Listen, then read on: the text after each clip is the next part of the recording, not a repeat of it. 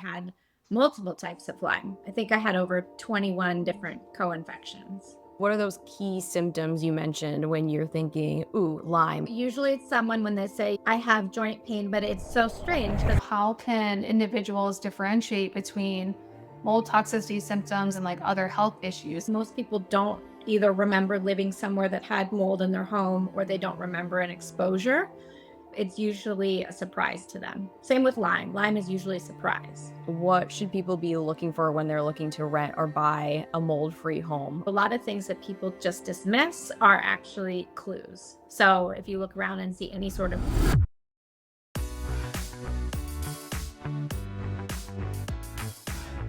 Hello and welcome back to the Vibrant Wellness Podcast. I'm your host, Dr. Emmy Brown, here with our fantastic co-host, Melissa Gentile. Today, we're thrilled to have an extraordinary guest, Dr. Ashley Beckman. Dr. Ashley is a doctor of acupuncture and Chinese medicine and an expert in cellular detox, epigenetics, and functional medicine. At the age of 25, she experienced debilitating pain and was told she would likely have an autoimmune disease that would take years to diagnose. Through extensive research and self-experimentation, Dr. Ashley discovered the importance of detoxification, genetic predispositions, and the impact of mold and environmental toxins.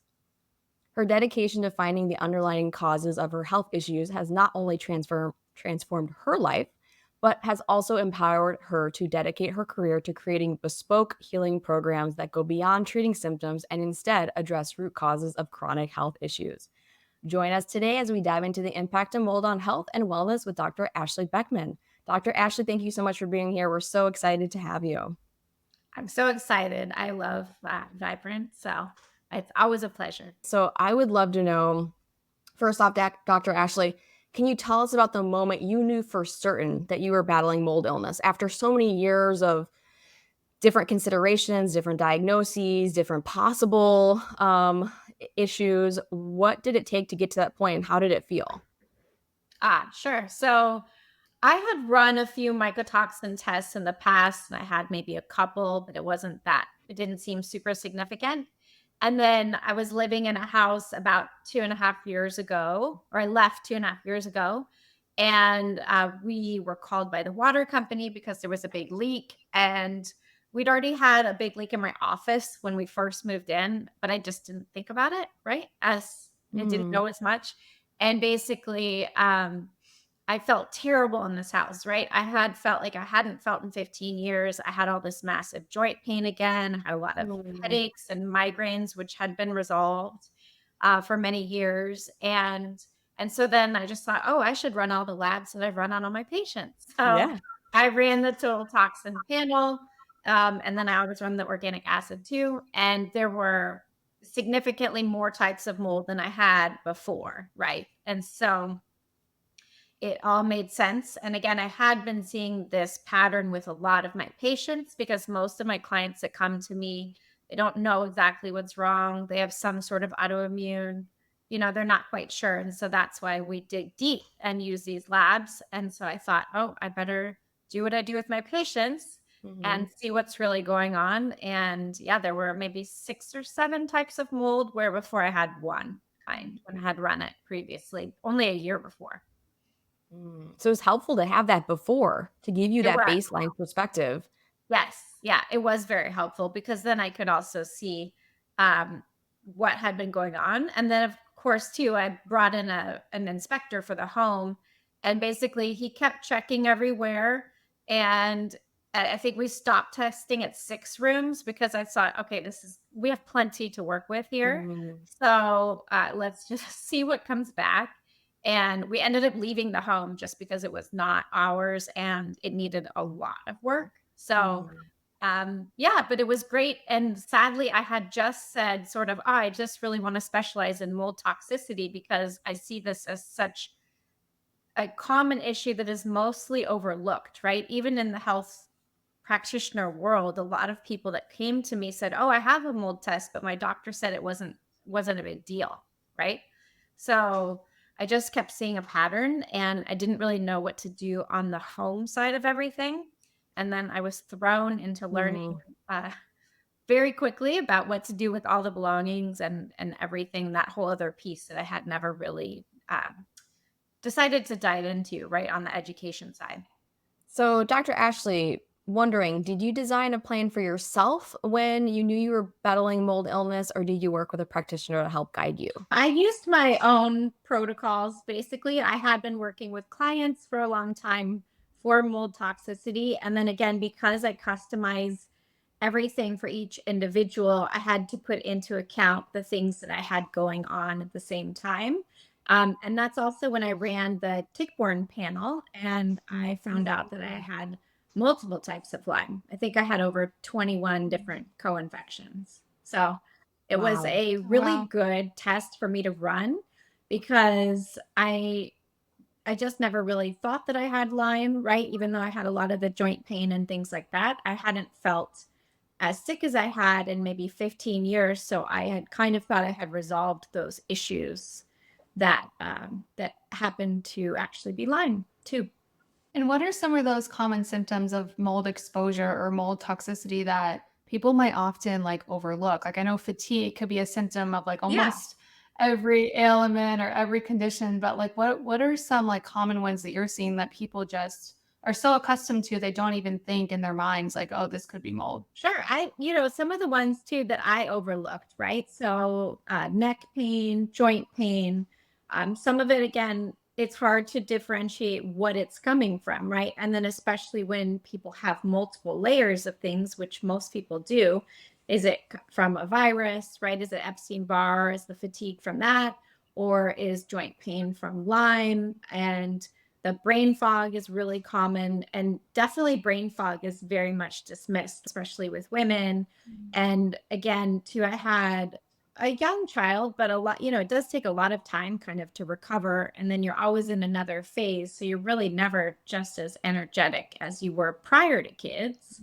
So a lot of women get dismissed. It's either postpartum or, oh, you have young kids and things like that. So I would say too, like headaches, joint pain, brain fog, those people don't always associate with mold toxicity because people just think, oh, it's asthma, it's respiratory, chronic sinus infections. But I also work with a lot of kids, and the kids have so many symptoms as well. And most of them are not respiratory, right? The biggest one I'd see with most of my little kid clients would be eczema. Some have OCD, ADD, a lot of irritability, and almost like their child is just not quite the same as they used to be. And it's hard to differentiate those things. Is this just a toddler's behavior, or is this something new and different that's caused by their environment? So I think a lot of things get overlooked because, yeah, they are kind of normalized as, oh, it's just, a toddler's behavior and things like that. But a lot of these symptoms are just very, very common. And luckily, with a urine test, it's so easy to check, right? It's the most simple test, I think, out there. And so we can really see what's going on. And there are so many symptoms that people have that really do overlap. But again, that's why we like to look at the whole picture and see what's going on and what could be contributing to their symptoms. And you kind of started to touch on this, but I was going to ask you also, how can individuals differentiate between mold toxicity symptoms and like other health issues? Like obviously in ideal world, we would run 10 labs, we would know Yeah. every detail, but it's like as a practitioner, how do you kind of investigate and narrow down, okay, I think this actually might be more tick-borne. I think this actually might be more molds. Like how do you pick out like let's do this, this one test or this couple of Sure. tests? And again, a lot of this is driven by cost, right? So if somebody is needing to run one lab, I pretty much always choose the organic acid test because we have, a handful of mycotoxin markers on there, but it gives me a really good picture. So that's what I used to run most of the time, right? Then ideally, if they could add on a mycotoxin test, that was really helpful. And then my favorite is the total toxin test plus the organic acid. And I don't always run a lot of the tick-borne unless their symptoms really warrant that. And I do have some really good quizzes that I use for that. And again, though, but when you talk to some people and they say some key symptoms, I think, oh, we need to look into it and see if this is a tick-borne pathogen because it really does sound like it. And so far, all the times I've run one, it has been a significant test for that client, right? But because it is an expensive test, I'm pretty mindful of when to use it or not, right? But those, I would say, using different questionnaires are really helpful. But then there are just some telltale symptoms that when I hear them, you want to just think, oh, we should run and add this particular type of test. And I would say the thing is I would wish that everyone could have a mycotoxin test because most people don't either remember living somewhere that had mold in their home or they don't remember an exposure. And so it's usually a surprise to them. Same with Lyme. Lyme is usually a surprise, right? It's never, I mean, not never, but I have less people that just know they have Lyme from the get go, right? They might have had negative tests in the past, or they might have had a test that was positive, but generally people are not always aware of mold exposure because it's fairly new to really look into that. It's true. Dr. Ashley, what are those key symptoms you mentioned when you're thinking, ooh, Lyme? Maybe you weren't even suspecting it before because there was nothing in the Oh, history sure. or where they used to live. So usually it's someone when they say, often I have joint pain, but it's so strange because it jumps from joint to joint. So like one day it's in my ankle, the next it's in my wrist. Or if they just say I have really chronic stubborn neck pain, right? A lot of neck pain and these chronic pains, they basically, as we know, these critters just love to live in the joints and wait for their opportunity Mhm. to come out. So even people that have very chronic neck pain, I still want to look and see if they have some other telltale symptoms too. Most of the clients have never had a rash, right? They don't have the typical rash. I never Sure. had that. And then there's some symptoms for Bartonella, right? So heel and foot pain, so got maybe like sensitive skin. And then again, when people have a lot of different issues with their heart rate and things like that, I want to make sure and see if Lyme is a part of that so that we don't skip over that and that doesn't get addressed. Yeah, it's quite often patients come in and they say, oh, and they don't say palpitations, but they'll say racing Yes. heart or skip a Yeah. beat or right. Yeah. And then we rush to cardio, rule out the big scary Yeah. stuff. Yeah. And oftentimes it's kind of we have a shrug after all is said and done. So that's a great point. The cardiac Yes. symptoms can definitely point towards tick-borne illness and Lyme Yeah, and for sure. I do suggest, like, I have an Aura ring, and I got it specifically to monitor what my heart was doing kind of on a more regular basis, just because of having Yeah, Bartonella and some other things. And so again, a lot of clients, and especially females, they do have POTS with mold and Lyme and things like that. And so because the heart is such a serious organ to have healthy, then I really want to make sure that we're monitoring that on a day-to-day basis. of course. And Yeah. real quick, what trends are you seeing on that Oura ring? Like, what are you kind of looking out for? Is that your heart rate goes low? Is it high or just more sporadic than normal? Well, again, so most of my clients, including myself, have been in the kind of like the chronic illness or have multiple things going on, right? So there are, I will say are, but HRV is much lower than the general public. So again, something, and it's usually chronic infections is stressing the body, or your resting heart rate is higher. But again, for a lot of the clients that have POTS too, it's just trying to see, if there was something they could figure out of why they had that surge. Sometimes it's in the middle of the night for people, or what could be stressing their system a little bit more. But yeah, and again, seeing kind of how you can recover because a lot of people have this idea still if they need to exercise very aggressively or use HIIT or, I mean, again, I love sauna and maybe for the right person, cold plunging. But in general, I'm trying to not shock the body too much. But we would still need to have this. I feel like there's enough hormetic stress in the body with the people that already have a lot of things going on that it's more about nurturing them and creating protocols that will help, reset their nervous system as opposed to stressing it all the time. There's a lot to unpack there, and I want to circle Yes. back to management, Dr. Ashley, because I can tell that you have a lot to say there, and you know what you're talking about. So that will be fun in just a moment. But first, we have a segment called Agree or Disagree. Ah, So essentially, I'd like you to agree or disagree with the following three statements.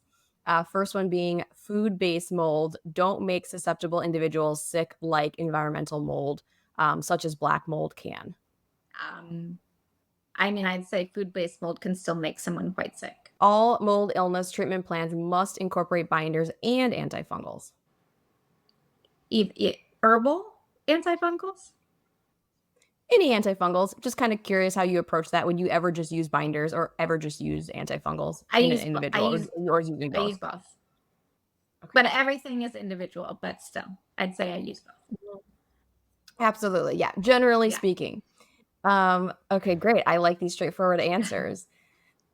Last one, always treat mold illness first when treating cases of concomitant tick-borne illness like Lyme. So yes, and I still apply herbal for like herbs for Lyme and homeopathics for Lyme at the same time, just at a smaller dosage, so that we are making sure to address Mm. whatever symptoms are most prevalent for the client.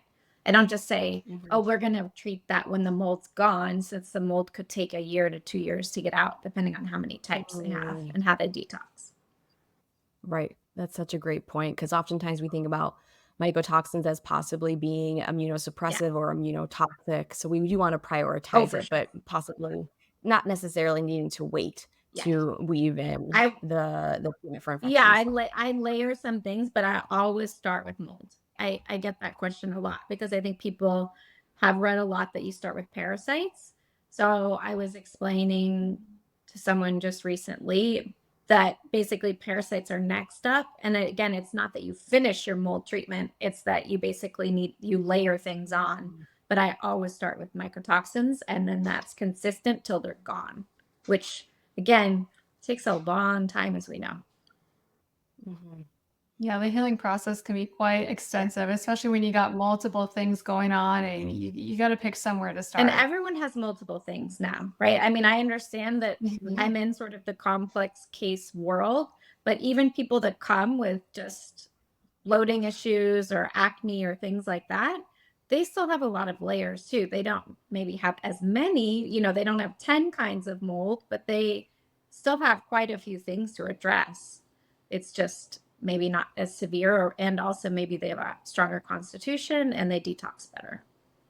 Sure. I'm wondering, Dr. Ashley, real quick on the dietary piece of this, since it can be such a longer process for some Yeah. individuals. Are you looking for particular foods that are contaminated that they may be more susceptible or sensitive to having symptoms after consuming, or are you saying go low mold diet for this whole process, upwards of a year or longer in some cases? So I have a few things that I think are the most important, right? So peanuts, I really do actually ask them not to eat Mhm. peanuts at all, or maybe Peanuts off the table for most yeah, people. I that is something that I think is very important. And then secondly, coffee, right? I just opt for maybe the top 5 brands that are out there that test for mycotoxins, and just Mhm. ideally ask them to switch. And then if they were someone that really ate a lot of, either oats or oat milk or grains all the time, and then I would look and see if that was one of the ones, if they had a high ochratoxin or whatever they might have, if it happened to be one of the ones that is common in a food that they're eating all the time, or corn maybe, I would look into that and decide on a case by case basis. But a lot of us already have whittled down the foods we eat, right? So I think Right? I posted somewhere once I had some cashews, and someone, commented, cashews, they're full of mold. And I thought, you know what? I already don't eat grains, dairy, gluten. You know what I mean? Like, yes, I have some cashews and I'm not worried about the mold in them. So, It's gonna be yeah. okay, yeah, we gotta choose our battles. Exactly. So, and again, I don't eat sugar or any sugar at all. You know what I mean? So it really depends on the person. And then when you have different things, like let's say you have Lyme or whatever you might have, or Hashimoto's, then you have to customize it to the various things going on, right? And so Mhm. I mean, a low mold diet can be great, but I don't also want people being too obsessed with every little thing because as we know, mold fear is huge or any toxins. And Mhm. basically, we have all these people that even are like living in a tent in their backyard or afraid to go on vacation. Like it's very extreme, which I understand when it's ruined your life. But at the same time, that's where some of this other nervous system piece and things like that come in. Because if you believe your home is killing you, which I'm sure you guys have heard clients say, then it Mm. will be killing you. And so you really have to work on controlling the things you can and then letting go of the rest. But again, it all depends on how sick you are, if you can do that and to what degree. And Dr. Ashley, I would love to touch on Yeah, epigenetics as well. So I know this is kind of one of your areas of, interest, expertise. And we haven't touched on epigenetics specifically too much on this podcast. So kind of just for any listeners who maybe have heard the term but don't exactly know what it means, like, can you define sure. epigenetics? So epigenetics means above the genetic code, right? So basically, our Mhm. genes don't change, but our expression of them does. So every single thing we do, everything we think, everything we're exposed to is basically input and data for our genetic expression. So the way you exercise, if you do yoga, meditation, if you do, very strong like hit exercises, everything is either helping or I'd say not harming, but not as great for your genetics. And so basically, I want people to realize how much control they have, right? So even though something has been passed down to you genetically, you have so much power and control with every single thing you do every day. So you can choose to help minimize that expression if it's unfavorable, or you can do things that are going to help you foster health instead of disease. So there is, and I love the epigenetic piece for me because I've been in natural medicine and since high school I had been doing like juice cleanses and herbal cleanses every year, with every season. So I was a really big detoxer.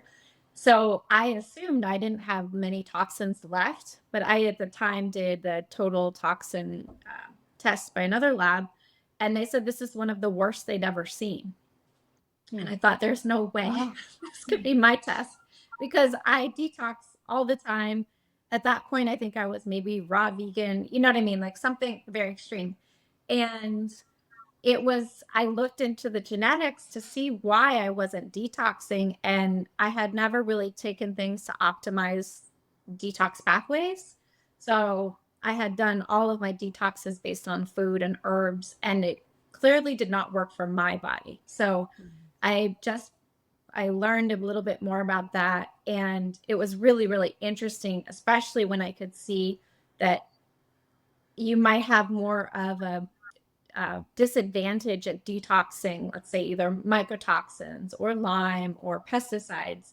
And so now with some of the different genetic testing, you can look that up, which is what I do with my clients if they want to run the genetics.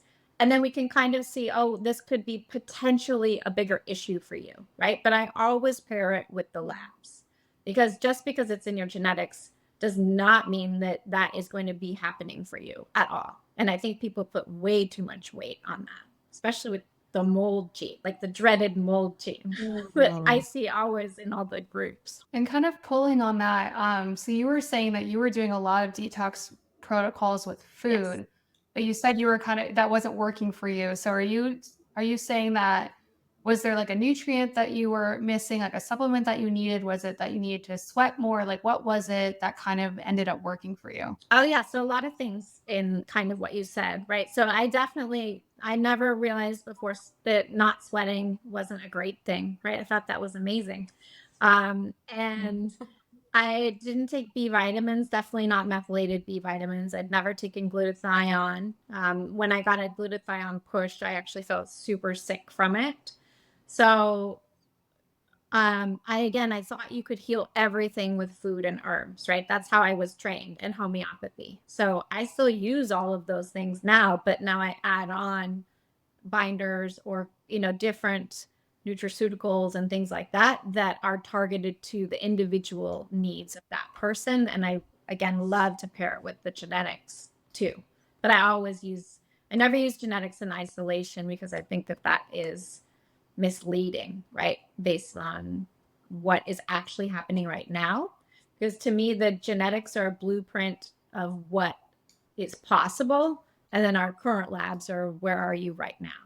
Exactly. So I'm wondering what kind of functional biomarkers are you looking at? I mean, we talked about oat a bit and of course looking at the toxins that you're excreting, but are there any inflammatory markers or any kind of patterns on routine lab Sure. testing that you're looking at, Dr. Ashley? So I do love functional lab work. I would say a lot of the times my clients still don't show up with inflammation on traditional Mm, labs. So they can have all of these things. And that's why their doctors miss things, right? Because they'll right. go and I say, go, great, get the panel, you know what I mean? Or we'll run it either one. But, a lot of people don't have even issues with their blood sugar or the CRP, like the traditional inflammatory markers are not running high. And I don't use shoemaker protocol. I use just a different kind of system that I've come up with with one of my colleagues. But so I don't use those markers either, his blood markers, because a lot of the times too, it's like it could be mold, it could be Lyme, or it could be cancer. So it's like, well, how helpful is that, Oh, right? You know what I mean?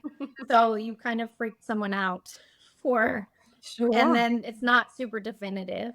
So again, that's why I've always gravitated toward these specialty labs that are checking the different specific toxins. But again, you can get a lot of great info off blood work. And I think it is important to at least keep monitoring that because those are the basics. Because if you miss those, then that's not good either. I still Right. check for vitamin D, and I am a big fan of mineral testing with hair tissue mineral testing. So I do combine that as well with the total toxin plus O. Okay, that's helpful. Yeah. Um, And I'm curious what questions, so we're talking about history now. What questions should providers be asking their patients to assess mold exposure regarding history and exposures? Mm. So, of course, we're talking about the clinical Yeah. piece, but what about, as you said, so many people, they're not even thinking, oh my gosh, this could be my home or Yeah. just a place they frequent, like a yoga Yes. studio. So, yeah, what kind of questions are you asking to really get them thinking about that? I mean, I think there's a couple things because most people don't. I mean, unless you're aware now, people are getting a little bit more aware to even think about it. But Mhm. if they've ever had a leak in their home, and generally, since mold can grow within 24 to 48 hours, most people don't get it cleaned up that quickly, right? And or do they drink coffee, right? That's a big one because most people drink coffee and they're getting it at, Starbucks or somewhere popular, right? Just out and about. But again, most people say, oh no, my coffee is organic, right? So again, Yes. a lot of the organic coffee doesn't mean it doesn't have mycotoxins, right? Mhm. So, and then another thing too, right? Most people, to the little kiddos, are exposed at school. There's so many different articles on college dorms and things like that. Okay. It's a big one. Mhm. And then again, the workplace. And so it had been interesting because in the last few years, there was a lot of people working from home. And that's what happened to me actually, is I had decided to leave the office where I was in practice. And so then I just thought, oh, this is just me feeling bad because I'm not up and down all day treating 30 patients. I'm just at my office on Zoom all day. So I thought, no wonder I don't feel great. But you again need to look and see if there's something in your home that can be contributing. And it's not always mold, right? Again, I was always someone very sensitive to paint and carpet and all of the Mhm. different things in the house too that not everybody is sensitive to. But it is great because I love to test for all those things and just see. And again, a lot of the times too, people, if you're more sensitive to things, then you kind of realize that, I think, because you just feel like a canary in a coal mine. But a lot of clients that I have now, they never were sensitive, right? So this is kind of new to them because mold is Right. so either immunosuppressive or so toxic that it can impact even someone with a very strong constitution. So that change in that timeline, super important Yes. to get that history. And speaking of things in the home that we want to be aware of or we may be sensitive to, what should people be looking for when they're looking to rent or buy a mold-free home? Or Oh, yes. is there such thing as a mold-free home now that it's come Yeah. out of my mouth? Yeah. So I would say too, you can get much better at just visually inspecting yourself, right? You're going to Yeah. miss things that are behind a wall and all of that. But again, even when you look, I had to move quickly out of a house. And so I did very basic mold testing because again, you don't want to move to a new place, but also it is very hard. Like you were saying, there's not a mold free guaranteed home, right? So unfortunately, but again, it depends on how sick people are in the home, and you need to kind of work around who's the most sick, right? Usually it's a Mhm. mom or a child, just on average. But you can look around and see visual signs of water damage, right? So a lot of things that people just dismiss are actually clues. So if you look around and see any sort of buckled, wood floors, if you see water stains on wood, if you see any sort of paint that's bubbled up, things like that, there definitely are some signs. And then the main place to look is where water can come in, right? So either bathroom, laundry room, under the sinks, kitchen. Those are generally your biggest sources, unless there's some sort of a leak in a ceiling or things like that. Mhm. What about home testing tips? Yeah. What kind of methods do you like to recommend? Sure. So there's quite a few, right? So the least expensive but least accurate would be a mold petri dish. But I tell clients that can be, you're just like tipping in and seeing like, could this be an issue maybe? And so you can use that.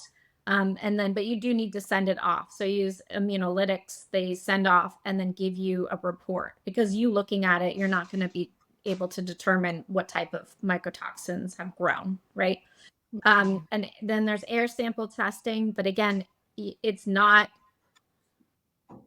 the best used on its own because I have had plenty of clients who had clean air, no problem, and tons of mold, under the surface, right? Just in some drywall. So it wasn't even very Ah, far. But because I knew how much mold was in their body, I knew, and that they were still sick, even after doing so much detoxing, that there was hidden mold, right? There's dust sample testing, which is like an Emmy or dust test, and that's going to show all kinds of things, so past and present. So it gives you more of the history of the home.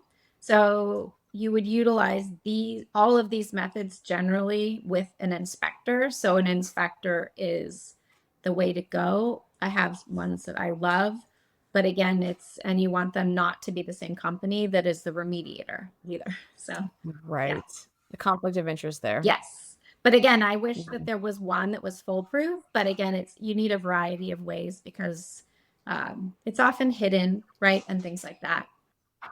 Mhm. That's why we need experts like you, and we ask this question often. I mean, we have had this conversation before, but we are always getting different little tips and pearls, because it is kind of, very individualized, as you said, and there's an art to not Yeah. just the And I use, like individual I said, laboratory testing, but the home I testing. use them all.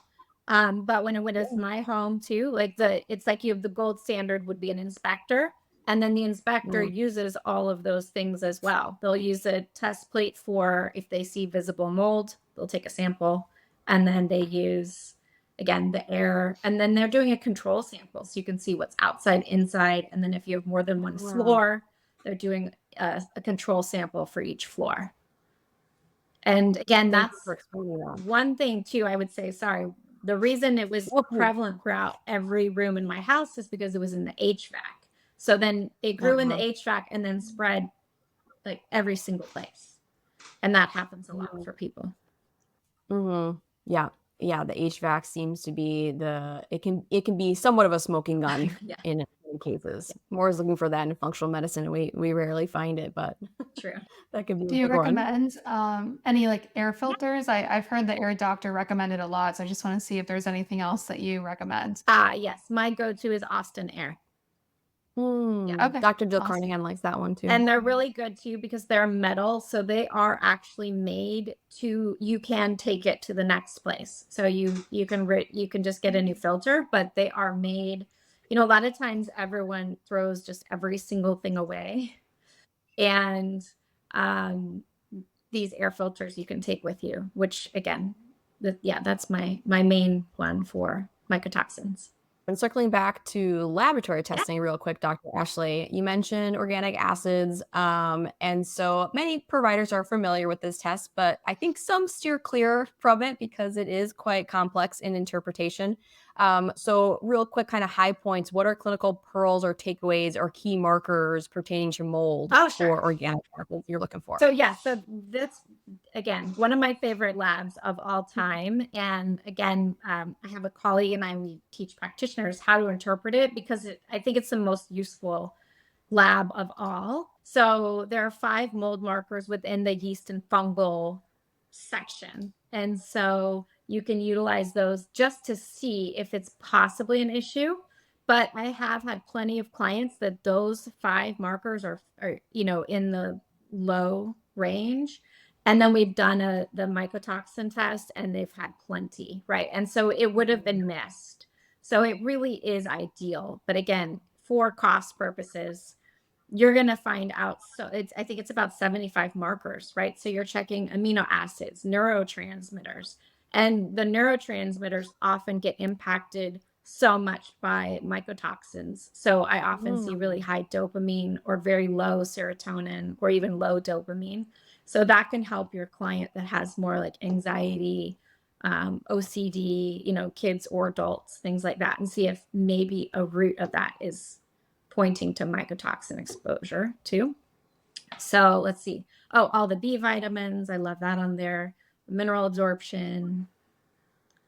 And then again, I love that there's a whole first, it's about 18 markers just based on bacterial overgrowth, yeast, and fungal Mm. and candida, right? So a lot of people, their candida is high, which is arabinose on there, but it's such a good marker because it's just helpful to see because a lot of people are chasing candida when mold is Mhm. the root of it. Very hard Wild to card. get the candida down if you don't address the mold. And then all of our clients that have SIBO, if you're not addressing candida and bacteria and even some of the parasites and viruses, then you're going to be chasing that over and over. And along with the markers, how do you use what you know about Chinese medicine and acupuncture in the diagnostic process? Yeah. Like, I know when you go in for acupuncture, they can like check your pulse and look at your tongue and do all these crazy things that us as non-practitioners of, this style of medicine might not be familiar with. What are some of those things that you're looking at as well that you utilize? Sure. So one thing I love about Chinese medicine is our theory kind of constitution. And then again, how a lot of herbs and even pathogens have a hot or a cold nature. So then you pair up basically if you need to cool something down that's creating a lot of fire and heat, right? So that would be kind of what can happen if someone presents more with like pain and autoimmune, but more rashes and hives and eczema. That redness is heat that we need to cool down. So then we can utilize herbs that are cooling or foods that are cooling. But again, it helps you look at their constitution, I think, especially for women and men, and see what kind of treatments can they handle. Would sauna be better for them? Or if you are using sauna, like how gently should you go so that you're not depleting their resources, things like that. So I love using it to customize basically maybe a little bit, maybe how aggressive their treatment would be. Mhm. Ah, yeah. And how do you know when someone's body is ready to detox? Like, do you have a kind of like a checklist or some things that you look for? Like you mentioned earlier, how in your own story, like you weren't sweating and you didn't realize that that was kind of like a Yeah. red flag that you need to open up that pathway. So, What are some other things that you look for in your patients to prep them? Biggest thing is they have to be going to the bathroom at least once or twice a day. If they're not, then that's where we start, like, no matter what. And I guess I would say too, just I tend to go easier on detox because we are going to be doing things for 1 to 2 years. So it's a marathon, not a sprint. I do my best to avoid any herx reactions or things like that. So I always ease clients into things and then ramp up. But again, I do things more gently because I think a lot of the things have been so aggressive and you never know how a client is going to react. Half of my clients that said that they can tolerate anything have been some of the most sensitive. So That's very interesting. so I think you just always have to be really careful, and I would much rather, you know, ease into something than have to back off and let them have to recover, right? And their body, if they have herpes, and you have flooded their body with more toxins than they can deal with. And you don't always know that, but it is easier, like I said, for me, and also it's happier clients if you're not trying to backpedal and go, oh, we need to take a break because it was too strong, right? We just want to try to ease them in and then see what their body can handle. You may have just answered this, Dr. Ashley, but I'm curious about common pitfalls. Maybe Yeah. clients who are coming to you from another provider, Yeah. what are they doing that may be thwarting their efforts? I mean, so a few things I would say is I again, I do love certain types of binders better than others. And so I would say, and this actually kind of goes against what I was just saying, but Hey, that's the nature of I things, know, right? right? Yeah. So With what we do, yeah. there are some common products that people use all the time that I think are so weak and won't do anything, right? So Oh, there's a handful of those. Sometimes they're very popular. I believe that they're just protocol that's been used a lot, and so I don't use that. And if anybody's on them, I switch them over to a binder that I like better. is there a specific binder or a I specific I use Cellpor's ingredient? biotoxin the most. I think carboxy is very strong, so I don't use it too often with clients unless they just love it that they found out on their own in a different way. Or I'd say people just doing cookie cutter protocols, right, that they're given by their practitioner. And I have a lot of clients that was way too strong and too much for them, and they were given it right away because it's a protocol, right? But they're meant to be adjusted. So I'm trying to think what else. Or the other thing I would say is a very common pitfall is because people want it to go faster, they believe that if they take more, it will result in a shorter timeline for them, right? Which is not usually true. Or they want to do everything else, ozone, hyperbaric, all kinds of things, IVs. But they assume that if you just do it harder and faster, that you're going to get better faster. And definitely Right. those are the ones that have some issues usually. What about humic fulvic Yeah, I acid? love Is that love that. And okay? again, I don't use as many of the traditional like clay and charcoal binders unless I have someone that's extremely sensitive, and then I would maybe just I mean, I mostly would we do micro amounts of a fulvic and humic, but if they're super, super sensitive, then I would use the Takasumi charcoal, but I haven't had that many clients that warrant that. But again, Mhm. it's you always have to be open, right? That it's to the Right. individual and how they are. And so again, if someone doesn't work well with a fulvic and humic, then we go another route and that's completely fine. Yeah. Right. Be flexible, Yeah. realize things are dynamic. Yeah. Exactly. Yeah. Be willing to pivot. I just Yeah. I use, I use Vibrant Labs. I see what works, and so I try to stick to that. And I just have seen a lot of other things not work in the past, and so that's why, it's like you create what you know works, and I love to see that. And I've done so many labs that you can see the progress. Yeah. That's awesome. What about daily practices? If we are better or we already feel great and we're trying to work on prevention or relapse or recurrence. What kind of daily practices or lifestyle recommendations do you have for folks wanting to support ongoing optimal detox? Sure. So I am a huge fan of foundational practices. It's all the things that we most or the clients, including ourselves too, right? Ignore the so getting to bed by 10, having a good amount of good clean water, food you actually cook, right? From ingredients you know. And I would say if take it up a notch to probably more meat and vegetables, whatever your body can handle, maybe, things like that, and fruit that you work okay with. And some sort of sunshine every day, movement that's not too aggressive, but, gets your heart rate going. And and then how you manage stress. So again, if it's yoga, meditation, whatever it might be, I think that's important. And then again, making sure that you're just doing something that makes you happy every day, right? Or connecting with loved ones. And then again, on the other side of it, I do like a binder every day, even if it's just a small amount. And then again, see what people need in their vitamins because you don't want to skip over something that's easy, right? So, like minerals, we need all the minerals in the right amounts. I think that's really important. It's certain B vitamins, D, things like that. But again, those are sort of basics, right? Mhm. And then again, so many of us have things that we still need to work on continuously, right? So whatever system might be weak for you, if it's heart or metabolic or thyroid, a lot of us have thyroid, adrenal weaknesses. But again, just making sure that some of those basics are in place and Right. solid. But I'd say going to bed before 10 is really key. And a lot of people don't like to do that.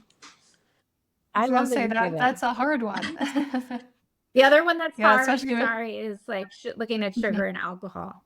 Those are, these things people just really don't want. Addicted Yeah. to. Yes. Yeah. Yeah. They're Yeah. comforting things that we turn towards, and they become part of the habit when really we need to be developing And, the healthier and habits. I would say that. So I usually ask my clients or try to listen to what they're saying and say, is there one thing you do every single day that you think is impacting your health in a negative way? Mm. Because they usually minimize it and think it's some little teeny thing, where to me, it's usually has a big impact. And they know. They I think know, that they it's tell you. They're wise like, to ask, "Ooh." and they'll know right away. Yeah. They're like, "Oh, it's Yeah. the sweet and low in my coffee," or whatever it is. I'm like, "Oh," or, "Oh, it's the soda I drink." I was like, "You still drink soda?" But whatever, Yeah, right? whatever it is. But they usually think, "Oh, a little bit doesn't add up." But when you do something every day, it has a big effect. Yeah. I'm gonna steal that one question, because you're so right. People know right away. They don't have to think about it. It's like in their forefront of their Yeah. mind. But They yeah, used to it really Oh, I was is. to say they used to say, or we heard this in school, that basically the most important thing a patient will say to you is like the last thing when they say when they're walking out the door, when they're like, "Oh, by the way," and it's usually, something very critical. So it's kind of like It's that so little true. habit. I love that you touched on really kind of going back to all the different foundations, and it is so interesting. It's kind of like regardless of what condition or what we're trying to detox or what we're trying to heal, it's like always going back to the hydration, food, sleep, sunshine, happiness, and then combining that with the testing and the supplements. It's like you really need both sides of it Yeah. here. Yeah. Because Um, if you don't have those things in place, trying to ask your body to detox is very difficult, right? And mhm. that's why I talk to people a lot about sugar regulation and protein and things like that. If you're trying to take all these things and detox from mold and whatnot, like if you're just starting your morning and not eating protein or you're fasting or all these different things, if it's not the best thing for your body, you're really asking way too much of your system that's trying to bring you back to homeostasis, regulate your blood sugar, but then you have all these toxins you're trying to deal with. So so critical to have those foundations in place. There's nothing to stand on Absolutely. without it. Yeah, and Mhm. most of Or this is anything that's gonna work. it's dismantling info that people get or have heard for decades, and that I'd say is outdated or inaccurate. Or, sorry, the biggest thing is it's not for that particular person. The amount of health info people consume on Instagram or, gosh, even TikTok and things, it's not for them ever, right? That's why you work with a practitioner who knows and looks at your labs, either knows your genetics, knows everything, and then puts together your very specific protocol.